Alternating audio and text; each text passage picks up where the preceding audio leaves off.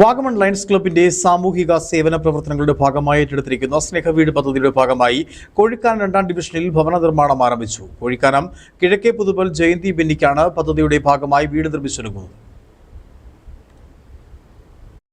Lions club international 318 സിയുടെ നേതൃത്വത്തിൽ കഴിഞ്ഞ 2 വർഷങ്ങളായി 48 ഭവനങ്ങളാണ് കട്ടപ്പന റീജിയനിൽ പൂർത്തിയാക്കിയിട്ടുള്ളത്.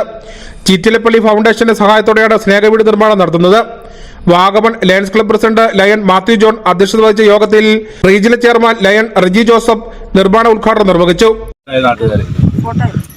ചിറ്റിലപ്പള്ളി ഫൗണ്ടേഷനുമായി സഹകരിച്ചുകൊണ്ട് ലയൺസ് ക്ലബ്ബ് ഇന്റർനാഷണൽ കഴിഞ്ഞ 2 വർഷമായി ഈ ഒരു പദ്ധതിയുമായിട്ട് മുന്നോട്ട് പോവുകയാണ്.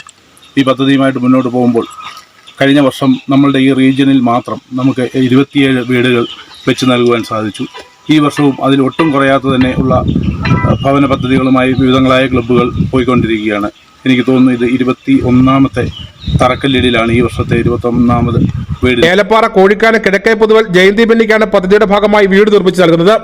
PJ Reji, Radhakrishnan, Tajuddeen, VS Saleem, Jain Xavier, Shaji Kuttikkattu, Pradeep Kumar, Laju Chandrasekharan, Ajesh, Antony Thomas, Lions Club zone chairman Philip John, Ajith D, Jils Jose എന്നിവർ സംസാരിച്ചു.